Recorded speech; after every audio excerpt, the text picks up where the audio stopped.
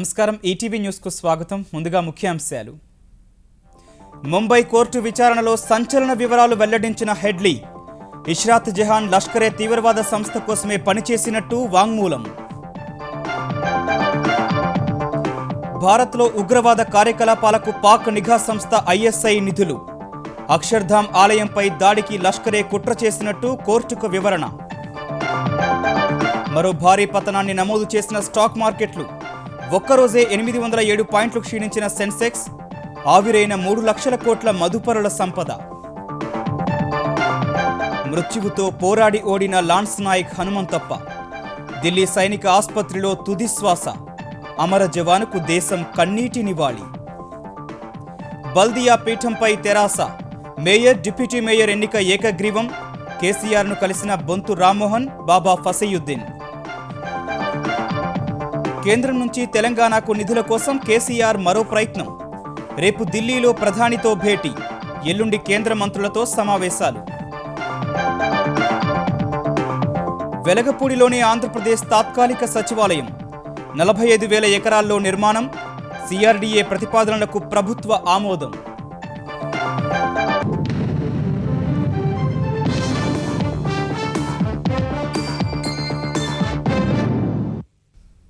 November 26 Mumbai దాడుల కుట్ర కోణాలను కోర్టుకు వివరిస్తోన్న లష్కరే తోయిబా తీవ్రవాది డేవిడ్ హెడ్లీ మరో సంచలన విషయాన్ని వెల్లడించాడు. 2004లో అహ్మదాబాద్ పోలీసుల వివాదాస్పద ఎన్కౌంటర్లో మృతి చెందిన 19 ఏళ్ల ఇష్రాత్ జహాన్ లష్కరే ఉగ్రవాద సంస్థ ఆత్మాహుతి దళ సభ్యురాలని స్పష్టం చేశాడు. పాకిస్తాన్ నిఘా సంస్థ ఐఎస్ఐ లష్కరే తోయిబా భారత్లో ఉగ్రవాద కార్యకలాపాలకు ఎప్పటికప్పుడు నిధులు సమకూర్చి విధ్వంసక పథక రచన సాగించినట్లు వివరించాడు. ముంబై దాడుల సమయంలో 10 మంది తీవ్రవాదులకు పాకిస్తాన్ నుంచే ఫోన్ ద్వారా సూచనలు వచ్చినట్లు స్పష్టం చేశాడు.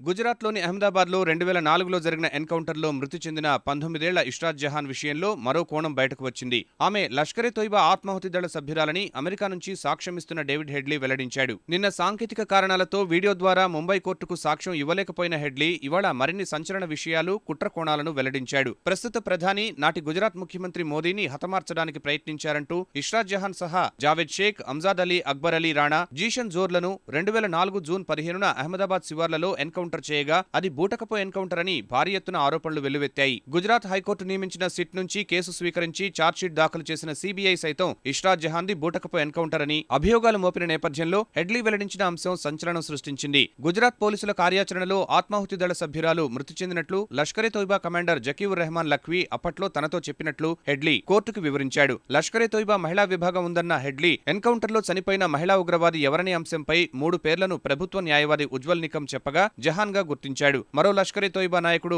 ముజాబిల్ భట్ ఆధ్వర్యంలో జహాన్ పనిచేసినట్లు లఖ్వీ చెప్పాడని హెడ్లీ వివరించాడు. సాజిద్ మీర్ కు ముందు తన బృందానికి భట్ నేతృత్వం వహించినట్లు కోర్టుకు తెలిపాడు. భారత్లో ఉగ్రవాద కార్యకలాపాల కోసం పాక్ నిఘా సంస్థ ఐఎస్ఐ లష్కరే తోయిబా ఎలా నిధులు సమకూర్చుకుంది హెడ్లీ న్యాయస్థానం ముందుంచాడు. భారత్లో వ్యాపార ఖాతా తెరిచేందుకు అమెరికాకు చెందిన రేమండ్ శాండర్స్ సాయంతో ప్రయత్నించినప్పటికీ తరువాత భారత రిజర్వ్ బ్యాంకు అనుమతి నిరాకరించినట్లు హెడ్లీ వెల్లడించాడు. 2006 సెప్టెంబర్లో భారత్కు వచ్చే ముందు ఐఎస్ఐకు చెందిన మేజర్ ఇక్బాల్ 25,000 అమెరికన్ డాలర్లను ఇచ్చినట్లు హెడ్లీ తెలిపాడు. ఆ డబ్బును చికాగోలో ఇమిగ్రేషన్ వ్యాపారం చేసే తన సహచరుడు పాకిస్తాన్ కు చెందిన తెహూర్ రాణా పంపినట్లు వివరించాడు. 2008 జూన్లో లష్కరే ఉగ్రవాది సాజిద్ మీర్ 40,000 రూపాయల పాకిస్తానీ కరెన్సీ ఇచ్చాడని న్యాయస్థానానికి వివరించాడు. ఐఎస్ఐకి చెందిన అబ్దుల్ రెహమాన్ పాషా తనకు మరో 80,000 రూపాయలిచ్చాడని వివరించాడు. ముంబై దాడులకు ముందు రాణా ముంబై వచ్చాడని తెలిపిన హెడ్లీ దాడులకు ముందే భారత్ విడిచి వెళ్లిపోవాలని అతనికి తాను సూచించినట్లు వివరించాడు. ముంబై దాడులు జరుగుతున్న సమయంలో సాజిద్ మీర్, అబ్దుల్ కఫా ఇద్దరు పాకిస్తాన్లో ఉన్న కరాచీ నగరంలోని ఒక కంట్రోల్ రూమ్ కేంద్రం నుంచి దాడి చేస్తున్న 10 మంది తీవ్రవాదులతో మాట్లాడారని హెడ్లీ స్పష్టం చేశాడు. కఫా బంధువైన ఒక బాలుడు కూడా ఆ 10 మంది తీవ్రవాదుల్లో ఉన్నాడని పేర్కొన్నాడు. 2008 ముంబై దాడుల తర్వాత రావల్పిండిలో సాజిద్ మీర్ ను కలవగా దాడులపై తన సంతోషాన్ని వ్యక్తం చేశాడని, తాను కూడా సంతోషం ప్రకటించారని హెడ్లీ పేర్కొన్నాడు. లష్కరే తోయిబా తీవ్రవాద సంస్థకు నిధులు సమకూర్చే లాహోర్ కు చెందిన హజీ అష్రఫ్ అనే వ్యాపారవేత్త తనకు తెలుసని, అల్ఖైదాకు చెందిన ఇలియాస్ కశ్మీరీని కూడా ఓసారి కలిశానని హెడ్లీ వెల్లడించాడు. బాబ్రీ మస్జిద్ కూల్చివేతకు ప్రతీకారంగా ప్రఖ్యాత అక్షర్ధామ్ ఆలయంపై దాడి చేయాలని లష్కరే తోయిబా ప్రణాళికలు వేసుకున్నట్లు హెడ్లీ తెలిపాడు. ముజమిల్ భట్ ఆ దాడికి పథకరచన చేసినట్లు తెలిసిందని కోర్టుకు వివరించాడు. అంతర్జాతీయ మార్కెట్లలో ప్రతికూల పవనాలు సహా మూడో త్రైమాసికంలో దేశీ సంస్థలు నిరాశజనక ఫలితాలు ప్రకటిస్తున్న వేళ దేశీయ స్టాక్ మార్కెట్లు మరోసారి భారీ నష్టాలు నమోదు చేశాయి. 6 నెలల్లోనే అత్యధికంగా 807 పాయింట్లు పతనమైన సెన్సెక్స్ 21 నెలల తర్వాత 23,000 బెంచ్ మార్క్ దిగువకు పడిపోయింది. జాతీయ స్టాక్ ఎక్స్చేంజ్ సూచీ నిఫ్టీ 239 పాయింట్లు క్షీణించి 6,976 పాయింట్లకు పడిపోయింది. ఈ పతనంతో స్టాక్ మార్కెట్లలో 3 లక్షల కోట్ల రూపాయల మదుపరుల సంపద ఆవిరైంది. దేశీయ స్టాక్ మార్కెట్ల చరిత్రలో మరో భారీ పతనం నమోదైంది. ప్రపంచ ఆర్థిక వృద్ధిపై అనుమానాలు కొనసాగుతున్న వేళ విదేశీ సంస్థాగత మదుపర్లు సహా దేశీయ రిటైల్ పెట్టుబడిదారులు అమ్మకాలను కొనసాగించగా దేశ స్టాక్ మార్కెట్ చరిత్రలో 8వ అత్యధిక పతనం నమోదైంది. క్రితం 3 సెషన్లలో 856 పాయింట్లు కోల్పోయిన సెన్సెక్స్ ఇవాళ ఒక్కరోజే ఏకంగా 807 పాయింట్లు పతనమై 21 నెలల తర్వాత 23,000 బెంచ్ మార్క్ దిగువన ముగిసింది. ఈ ఉదయం నుంచే మార్కెట్లో సెంటిమెంట్ బలహీనంగా కనిపించగా సెన్సెక్స్ 23,758 పాయింట్ల వద్ద ప్రారంభమై ఏ దశలో కూడా సానుకూల దిశలో సాగలేదు. మొదటి నిమిషం నుంచి అమ్మకాల ఒత్తిడి కొనసాగిన మార్కెట్లో అన్ని రంగాలకు చెందిన వాటాలను విక్రయించేందుకు మదుపర్లు మొగ్గుచూపగా సెన్సెక్స్ ఒక దశలో 22,909 పాయింట్ల కనిష్ట స్థాయికి పడిపోయింది. చివర్లో కాస్త కోలుకున్నప్పటికీ 22,952 పాయింట్ల వద్ద స్థిరపడింది. 2014 మే 12 తర్వాత సెన్సెక్స్ ఇంత తక్కువ స్థాయిలో ముగియడం ఇదే మొదటిసారి కాగా ఇవాళ ఒక్కరోజే స్టాక్ మార్కెట్లలో మదుపర్ల సంపద 3 లక్షల కోట్ల రూపాయలు ఆవిరైంది. ఇవాల్టి లావాదేవీల్లో దిగ్గజ సంస్థలైన Adani ports, BHEL, Tata motors, ONGC, Mahindra and Mahindra, Tata steel, HDFC, Reliance industries, GAIL, ICICI, ITC సహా 28 కీలక సంస్థలకు చెందిన వాటాలు భారీ నష్టాల్లో ముగిశాయి. 2015 మార్చి 4న సెన్సెక్స్ 30,024 పాయింట్ల అత్యధిక స్థాయిని తాకిన తర్వాత ఇవాల్టి ముగింపు వరకు స్టాక్ మార్కెట్ల నుంచి దాదాపు 20 లక్షల కోట్ల రూపాయల సంపద ఆవిరైనట్టు స్టాక్ మార్కెట్ వర్గాలు అంచనా వేస్తున్నాయి. జాతీయ స్టాక్ ఎక్స్చేంజ్ సూచీ నిఫ్టీ కూడా సెన్సెక్స్ బాటలోనే పయనించి చాలా కాలం తర్వాత 7,000 దిగువకు పడిపోయింది. ఇవాల్టి ట్రేడింగ్లో 239 పాయింట్లు క్షీణించిన నిఫ్టీ 6,976 పాయింట్ల వద్ద స్థిరపడింది. స్టాక్ మార్కెట్లలో పతనం కొనసాగిన వేళ అమ్మకాలు జరిపిన విదేశీ సంస్థాగత మదుపర్ల నుంచి డాలర్ల కోసం డిమాండ్ పెరగ్గా రూపాయి కూడా 29 నెలల కనిష్ట స్థాయికి పడిపోయింది. అమెరికా డాలర్తో పోలిస్తే రూపాయి ఇవాళ 68 రూపాయల 30 పైసల వద్ద స్థిరపడింది.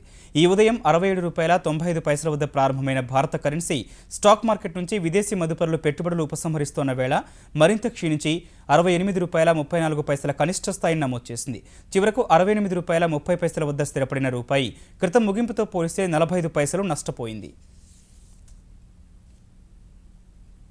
స్టాక్ మార్కెట్లు పతనమైన వేళ మదుపరులు తమ పెట్టుబడులను బంగారంపైకి మళ్లించడం సహా వివాహాది శుభకార్యాలకు కొనుగోళ్లు పెరగా బంగారం ధరలు ఇవాళ మరింత పెరిగాయి. దేశ రాజధాని ఢిల్లీలో 10 గ్రాముల బంగారం ధర ఇవాళ మరో 215 రూపాయలు పెరిగి 28,800కు చేరి 18 నెలల గరిష్టాన్ని తాకింది. ముంబైలో 28,985 రూపాయలు పలికిన పసిడి కోల్కతాలో మరింత అధికంగా 29,540 రూపాయలకు చేరింది. వెండి ధరలు మాత్రం కాస్త తగ్గాయి. కిలో వెండి ధర ఢిల్లీలో 130 రూపాయల మేర తగ్గి 37,100 రూపాయలకు చేరితే ముంబైలో 38,000, కోల్కతాలో 37,600 రూపాయలకు దిగి వచ్చింది.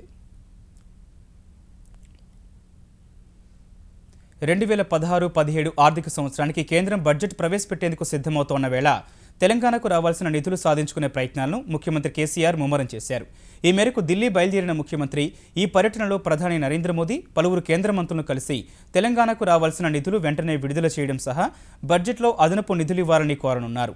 రేపు మధ్యాహ్నం ప్రధానిని కలవనున్న కేసీఆర్ నీతి ఆయోగ్ సిఫార్సులకు అనుగుణంగా తెలంగాణకు రుణ పరిమితి పెంచడం సహా హైదరాబాద్ను విశ్వనగరంగా గుర్తించి నిధులివ్వాలని విజ్ఞప్తి చేసే అవకాశం ఉంది. మరుసటి రోజు కేంద్ర ఆర్థిక మంత్రి అరుణ్ జైట్లీ, హోంమంత్రి రాజ్నాథ్ సింగ్ను కలవనున్న కేసీఆర్ రాష్ట్రానికి రావాల్సిన నిధులు, ఇతర అంశాలపై చర్చిస్తారు. హర్యానాలో జరుగుతున్న సూరజ్ కుండ్ మేళాలో కేసీఆర్ పాల్గొంటారని తెలుస్తోంది. మరోవైపు తెలంగాణలోని పెండింగ్ రైల్వే ప్రాజెక్టులకు ఈసారి బడ్జెట్లో నిధులు భారీగా కేటాయించాలని కేంద్ర కార్మిక శాఖ మంత్రి బండారు దత్తాత్రేయ రైల్వే మంత్రి సురేష్ ప్రభును కోరారు. MMTS 2వ దశకు 200 కోట్ల రూపాయలు కేటాయించడం సహా MMTS సేవలను ఘట్కేసర్ నుంచి యాదాద్రి వరకు పొడిగించాలని విజ్ఞప్తి చేశారు. కేంద్ర రాష్ట్ర ప్రభుత్వాల భాగస్వామ్యంలో మెదక్ అక్కన్నపేట ప్రాజెక్టు చేపట్టాలని, మిర్జాపల్లి మెదక్ మధ్య కొత్త రైల్వే లైన్ ఏర్పాటు చేయాలని, సికింద్రాబాద్ కాజీపేట మధ్య 3వ లైన్, బెంగళూరు మధ్య సూపర్ ఫాస్ట్ రైలు నడపాలని కోరినట్టు సురేష్ ప్రభుతో భేటీ తర్వాత చెప్పారు. హైదరాబాద్ భద్రాచలం మధ్య ఇంటర్సిటీ ఎక్స్ప్రెస్ నడపాలన్న విజ్ఞప్తిపై రైల్వే మంత్రి సానుకూలంగా స్పందించినట్లు వెల్లడించారు.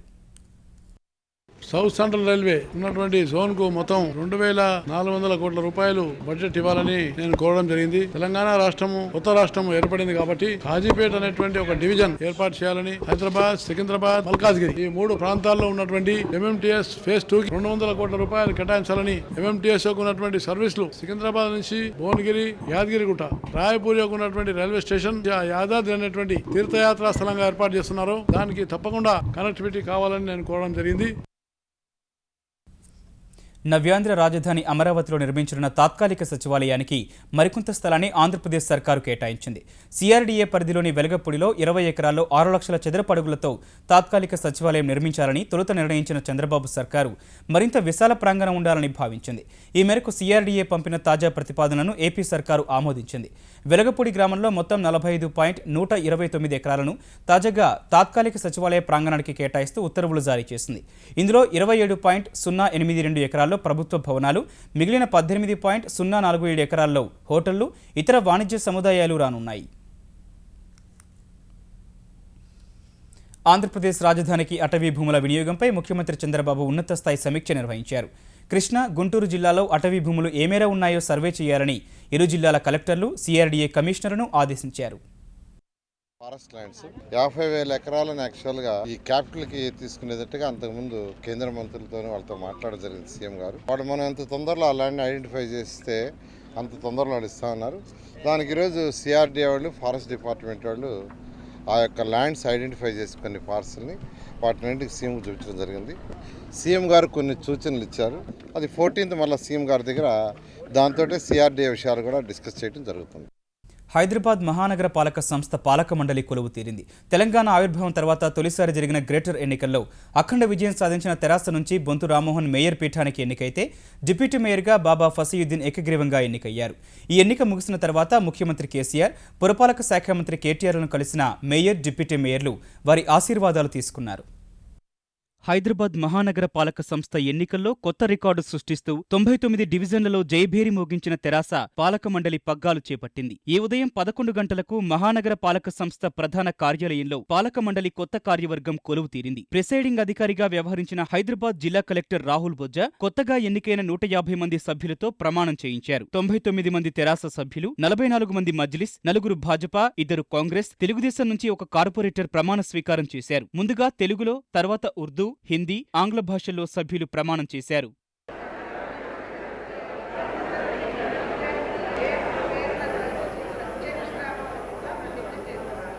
అనంతరం నగర మేయర్ పదవి కోసం నామినేషన్లు ఆహ్వానించగా చెర్లపల్లి నుంచి ఎన్నికైన కార్పొరేటర్ బొంతు రామ్మోహన్ పేరును 92వ డివిజన్ కార్పొరేటర్ మన్నే కవితారెడ్డి ప్రతిపాదించగా 4వ వార్డు కార్పొరేటర్ అంజయ్య బలపరిచారు. ఒకే ఒక్క నామినేషన్ వచ్చినందున రామ్మోహన్ ఏకగ్రీవంగా ఎన్నికైనట్లు ప్రిసైడింగ్ అధికారి ప్రకటించారు.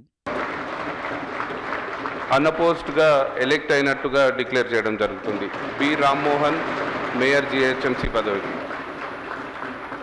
తర్వాత డిప్యూటీ మేయర్ పదవికి అమీర్పేట్ కార్పొరేటర్ శేషుకుమారి, బాబా ఫసీయుద్దీన్ పేరు ప్రతిపాదించగా రామ్నగర్ కార్పొరేటర్ శ్రీనివాసరెడ్డి బలపరిచారు. ఒకే నామినేషన్ వచ్చినందున బాబా కూడా ఏకగ్రీవంగా ఎన్నికైనట్టు రాహుల్ బొజ్జా ప్రకటించగా తాము మేయర్, డిప్యూటీ మేయర్లకు మద్దతిస్తున్నట్టు మజ్లిస్ కూడా వెల్లడించింది. మేయర్, డిప్యూటీ మేయర్లను అధికారులు, సహచర సభ్యులు అభినందించారు.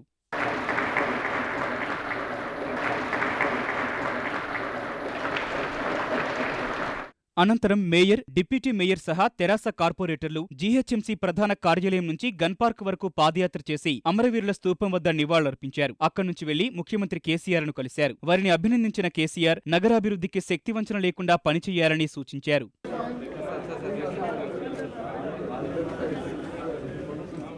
అంతకుముందు తెరాస కార్పొరేటర్లతో తెలంగాణ భవన్లో సమావేశమైన తెలంగాణ పురపాలక శాఖ మంత్రి కేటీఆర్ ఎల్లప్పుడూ ప్రజలకు అందుబాటులో ఉండాలని, స్థానిక సమస్యల పరిష్కారానికి కృషి చేయాలని ఉద్బోధించారు. ముఖ్యమంత్రి కేసీఆర్, పురపాలక శాఖ మంత్రి కేటీఆర్ మార్గనిర్దేశకత్వంలో హైదరాబాద్ అభివృద్ధికి శక్తివంచన లేకుండా కృషి చేస్తానని GHMC మేయర్ బొంతు రామ్మోహన్ అన్నారు. GHMC మేయర్గా ఎన్నికైన తర్వాత ఈటీవీతో ముఖాముఖి మాట్లాడిన ఆయన నగరంలో అర్హులైన పేదలందరికీ సంక్షేమ పథకాలు అందించడం సహా విశ్వనగరం చేయాలన్న తెరాస ప్రభుత్వ స్ఫూర్తిని అందుకొని నగరాభివృద్ధికి పాటుపడతానని చెప్పారు. మేయర్గా ప్రమాణ స్వీకారం చేశారు బొంతు రామ్మోహన్. హైదరాబాద్ నగరంలో ఎలాంటి సమస్యలపైన దృష్టి సారిస్తుంది? అదే డెఫినెట్గా ఇలా కనీసం మంచినీటి వసతులు కానీ, ఇలా డ్రైనేజీ వ్యవస్థ కానీ, రోడ్లు కానీ, మరి ఇలా గ్రౌండ్ వాటర్ కూడా మరి అడుగంటకపోయింది.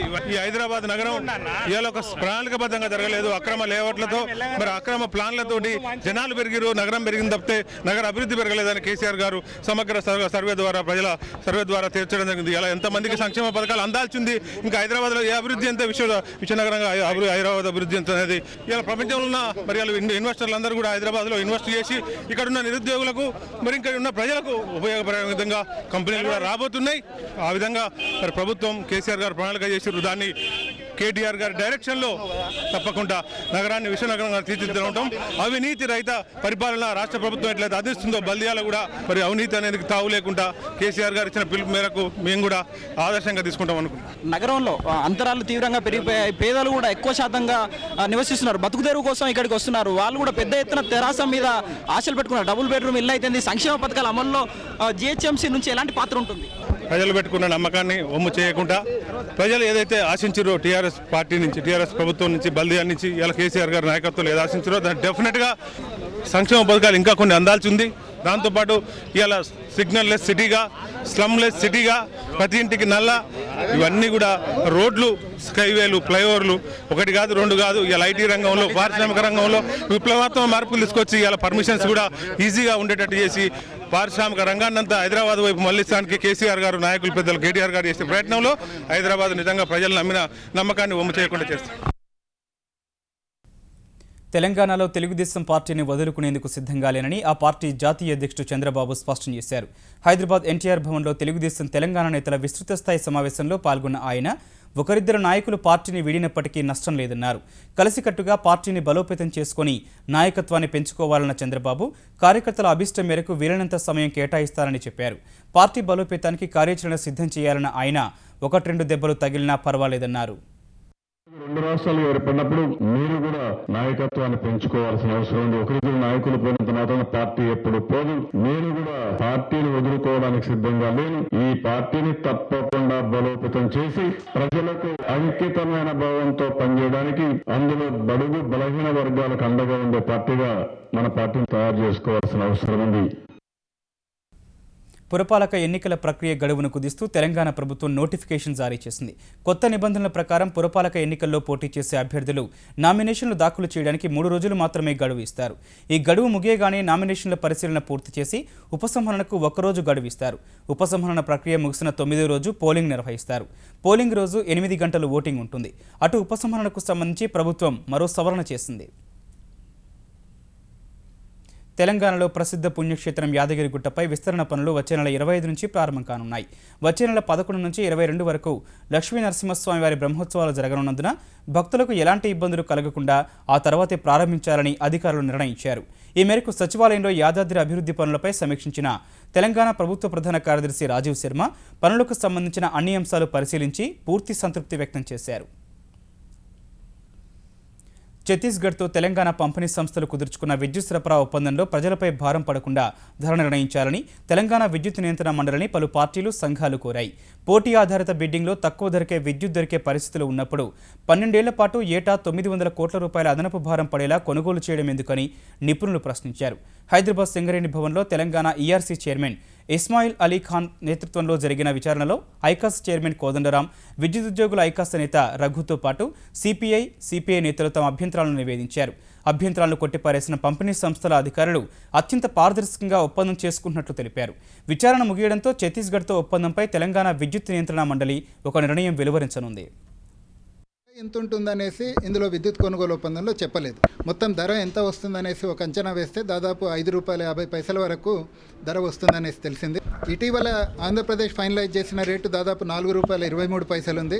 అట్లనే తెలంగాణ ప్రభుత్వము ఇటీవల కాంపిటేటివ్ బిడ్డింగ్ రూట్లో ఫైనలైజ్ చేసిన రేటు ₹4.15 ఉంది. అంటే ఛత్తీస్గఢ్ దగ్గర నుంచి మనం ఏటా 700 కోట్ల యూనిట్లు విద్యుత్ కొనుగోలు చేస్తే ₹1.50 చొప్పున దాదాపు 900 కోట్ల మేరకు ప్రతి ఏటా అదనపు భారం తెలంగాణ మీద పడుతుందనేసి ప్రధానంగా మేము కమిషన్ దృష్టికి తీసుకురావడం జరిగింది. 12 ఇయర్స్ ఎందుకు కొన్నారని కొంతమంది అడిగినారు. 12 ఇయర్స్ లేకపోతే మనకు కార్డార్ దొరకదు. ఎందుకంటే లాంగ్ టర్మ్ ఓపెన్ యాక్సెస్లో మనకు కార్డార్ అలొకేషన్ కావాలంటే మినిమం 12 ఇయర్స్ అగ్రిమెంట్ ఉంటేనే మనకు కార్డర్ దొరుకుతుంది, లేకపోతే కార్డర్ రాదు. మనము అక్కడ ఈఆర్సీ చేస్తే వాళ్ళకి ఎక్కువ రేట్ ఫిక్స్ చేస్తే అనేది ఒక అపోహ మాత్రమే. ఆ రూల్స్ అండ్ రెగ్యులేషన్స్ 2003 యాక్ట్ లోపలనే వాళ్ళు డిసిషన్ తీసుకోవాల్సి వస్తుంది. కాబట్టి దీని మీద అనవసరమైన అపోహలు కానీ అనవసరమైన రాద్ధాంతం కానీ చేయొద్దని అందరికీ కోరడం జరుగుతుంది. ప్రపంచంలోనే అత్యంత ఎత్తైన యుద్ధ క్షేత్రం సియాచిన్లో విరిగిపడిన మంచు పిల్లల కింద నుంచి 6 రోజుల తర్వాత బయటపడిన లాన్స్ నాయక్ హనుమంతప్ప మృత్యువుతో పోరాడి ఓడారు. వీర సైనికుడిని బతికించేందుకు సైనిక ఆసుపత్రి వైద్యులు 3 రోజులుగా చేసిన ప్రయత్నాల విఫలమై హనుమంతప్ప తుది శ్వాస విడిచారు. అత్యంత ప్రతికూల పరిస్థితుల్లో దేశం కోసం పోరాడుతూ ప్రాణత్యాగం చేసిన అమర జవాన్కు జాతి యావత్తు కన్నీటి నివాళులు అర్పిస్తోంది. -50 డిగ్రీల ఉష్ణోగ్రతల మధ్య ఒక పక్క శత్రువును, అంతకంటే పెను ప్రమాదకరమైన వాతావరణ ఒత్తిడిని తట్టుకుంటూ కర్తవ్య నిర్వహణలో ప్రమాదానికి గురైన లాన్స్ నాయక్ హనుమంతప్ప కోప్పడ్ అమరుడయ్యారు. సియాచిన్లో మంచు చర్యలు విరిగిపడ్డ ఘటనలో 9 మంది సహచరులు అసువులు బాసిన 6 రోజుల తర్వాత కొన ఊపిరితో బయటపడిన హనుమంతప్ప ఢిల్లీలోని సైనిక ఆసుపత్రిలో చికిత్స పొందుతూ ఈ ఉదయం 11 గంటల 45 నిమిషాలకు తుది శ్వాస విడిచారు. కాలేయం, మూత్రపిండాలు, గుండె, మెదడు పనిచేయకపోవడం వల్ల హనుమంతప్పను కాపాడలేకపోయామని వైద్యులు తెలిపారు. 5-6 రోజులు రక్తమందని శరీర అవయవాలకు వైద్యం మొదలుపెట్టిన తర్వాత రక్తం అందేసరికి కణాలు ఆ ఒత్తిడిని తట్టుకోలేకపోయాయని సైనిక రీసెర్చ్ అండ్ రెఫరల్ ఆసుపత్రి సంచాలకులు లెఫ్టినెంట్ జనరల్ ఎస్టీ దుహాన్ తెలిపారు. హనుమంతప్ప మృతికి ప్రధాని మోదీ సంతాపం తెలిపారు. ఆయన ఆత్మకు శాంతి కలగాలని ప్రార్థించిన మోదీ సైనికుడిగా హనుమంతప్ప చిరంజీవిగా ఉండిపోతారని ట్విట్టర్లో పేర్కొన్నారు. హనుమంతప్ప వంటి అమరవీరుల త్యాగాలను చూసి దేశం గర్వపడుతోందన్న ఆయన సియాచిన్ ఘటనలో అమరులైన జవాన్లకు సెల్యూట్ చేస్తున్నట్లు పేర్కొన్నారు. మరోవైపు లాన్స్ నాయక్ హనుమంతప్ప భౌతిక కాయానికి మబ్రార్ స్క్వేర్ వద్ద సైనిక వందనం సమర్పించారు. రక్షణ మంత్రి మనోహర్ పారికర్, త్రివిధ దళాధిపతులు, సైనిక దళాల ఉన్నతాధికారులు, కాంగ్రెస్ ఉపాధ్యక్షుడు రాహుల్ గాంధీ, ఢిల్లీ ముఖ్యమంత్రి అరవింద్ కేజ్రీవాల్ వీర జవాన్కు అంజలి ఘటించారు. తెలంగాణలో సంయుక్తంగా రైల్వే ప్రాజెక్టులు చేపట్టేందుకు రైల్వే శాఖ, తెలంగాణ ప్రభుత్వం అవగాహన ఒప్పందం కుదుర్చుకున్నాయి. ఈ మేరకు railway executive director Ved Prakash, Telangana రోడ్లు భవనాల శాఖ ముఖ్య కార్యదర్శి సునీల్ శర్మ ఢిల్లీలో ఒప్పందంపై సంతకాలు చేశారు. రైల్వే శాఖ ప్రాజెక్టులు త్వరితగతిన పూర్తి కావాలనే ఉద్దేశంతో ఆయా ప్రాజెక్టులు చేపట్టే రాష్ట్రాలతో ఉమ్మడిగా పనిచేయాలని ఇటీవలే కేంద్ర మంత్రివర్గం తీసుకున్న నిర్ణయం మేరకు రైల్వే శాఖ తెలంగాణతో ఈ ఒప్పందం చేసుకుంది. ఈ ఒప్పందం ప్రకారం నిర్దేశిత ప్రాజెక్టుకు అయ్యే ఖర్చులో 51% రాష్ట్ర ప్రభుత్వం, 49% రైల్వే శాఖ భరించనుండగా రాష్ట్ర ప్రభుత్వ ప్రాధాన్యత క్రమంలో రైల్వే ప్రాజెక్టును త్వరితగతిన పూర్తి చేయడం సాధ్యమవుతుంది. తెలంగాణలో తెలుగుదేశానికి మరో ఎదురుదెబ్బ తగిలింది. ఆ పార్టీకి చెందిన నారాయణపేట ఎమ్మెల్యే రాజేందర్ రెడ్డి తెరాసలో చేరాలని నిర్ణయించుకున్నారు. ఇంకా ముఖ్యమంత్రి గారిని కలవలేదు. కాకపోతే నేను తెలుగుదేశం పార్టీని ఇడిచిపెట్టాలని ఒక డిసిషన్ తీసుకున్నా. ఇది నియోజకవర్గ కార్యకర్తలు, ప్రజలు వాళ్ళ అభిప్రాయం మేరకే నేను ఇది తీసుకున్నాను. సరే, కష్టపడి ఆ పార్టీని డెవలప్ చేసి ముందలకి నెక్స్ట్ ఎలక్షన్ తీసుకుపోదామా అంటే we are not feeling that confident in that. Andhra Pradesh శీతాకాల సమావేశాల్లో అనుచిత ప్రవర్తన, అసభ్య వ్యాఖ్యలు చేసిన ఎమ్మెల్యేలపై చర్యలకు రంగం సిద్ధమవుతోంది. ఆంధ్రప్రదేశ్ బడ్జెట్ సమావేశాలు మొదలైన వారంలోనే ఈ అంశంపై సభ్యుల అభిప్రాయాలు తీసుకుని తగు చర్యలు తీసుకోనున్నట్లు సభాపతి కోడెల శివప్రసాదరావు తెలిపారు. ఈ అంశం సహా బడ్జెట్ సమావేశాలపై ఇవాళ ముఖ్యమంత్రి చంద్రబాబును కలిసిన కోడెల అన్ని పార్టీల అభిప్రాయం తీసుకుని అనుచితంగా ప్రవర్తించిన సభ్యులపై చర్యలకు సంబంధించి నిర్ణయం తీసుకుంటామని చెప్పారు. ఈటీవీ న్యూస్ సమాప్తం. నమస్కారం.